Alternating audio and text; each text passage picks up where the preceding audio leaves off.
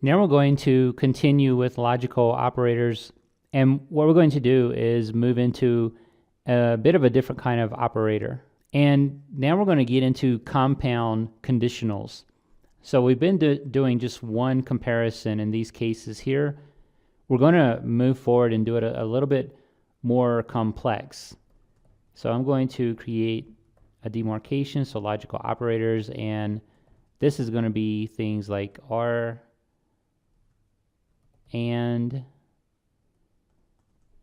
so let's see here, I want to put my semicolon. What these are going to look like is, for example, we're going to do a comparison like this. So I'm going to have if input greater than 10, and we want to say also if it's less than 50, so we're going to have another here, so input less than 50. Now, this is not valid syntax because we need to signify that it is an and. So to do that, we use this. So I'm just going to put these like that, and then the R is going to be what's called pipes, like that. And that's usually around above the return key, and also it should have the backslash on that key, and the pipe would be above that backslash. So here we're saying if the input is greater than 10, not equal to it, just greater than, and it's also less than 50, so that should be 1 less than, then we can do something. So if the user types in 10, this is not going to work. So what we're doing here is signifying a range of values that the user's input can fall into, and something like 49 would work, 11 would work, 15 would work, 50 would not work because we're just saying less than 50. So let's go ahead and do a cout, and what we're going to do here is the value of the input is between 10 and 50, and we say in between, not equal to 10 and 50, but just in between. It doesn't include 10 or 50. So the value of the input is between 10 and 50. And then what we want to do is catch everything else. So we're going to create a default, which is our else. And else doesn't really care what's going on. As long as this is not met, it will run.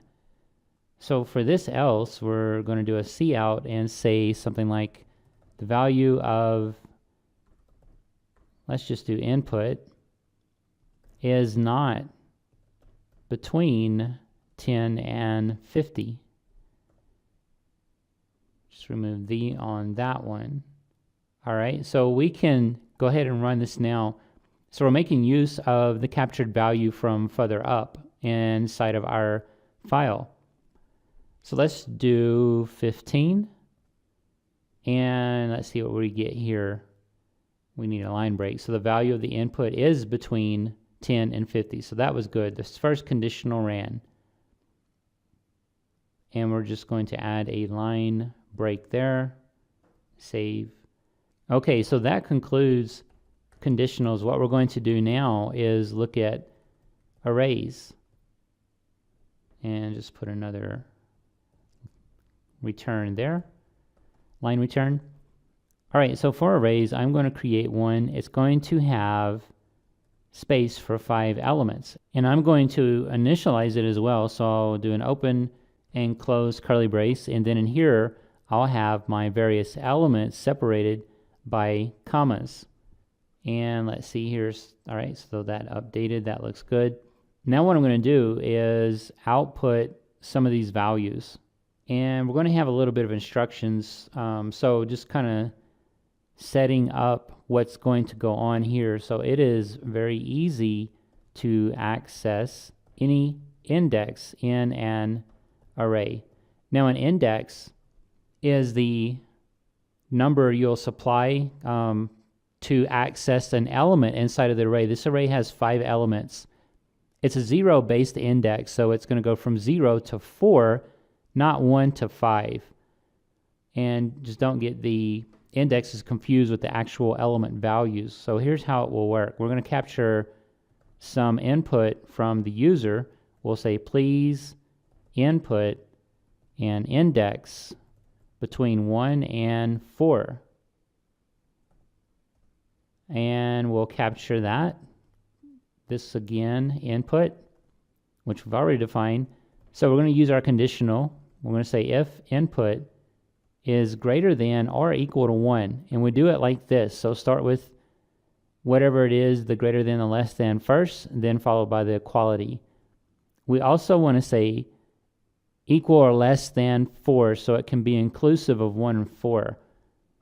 Now, because we have two comparisons, basically it's this compound, we're doing an AND on this. Input less than equal to 4.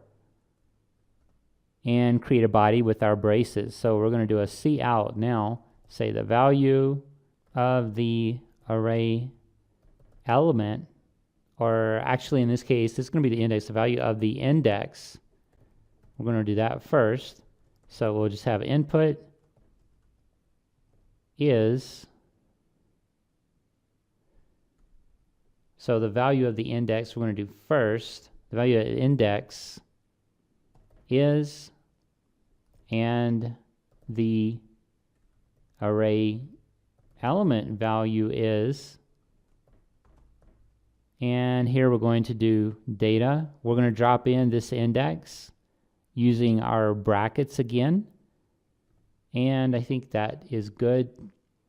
Now I could add a carriage return here. What I'm going to do though is actually create a whole new line and just do a carriage return right there. Now another thing we want to do is handle the default case. So if this right here does not pass, this conditional, then we want to do something.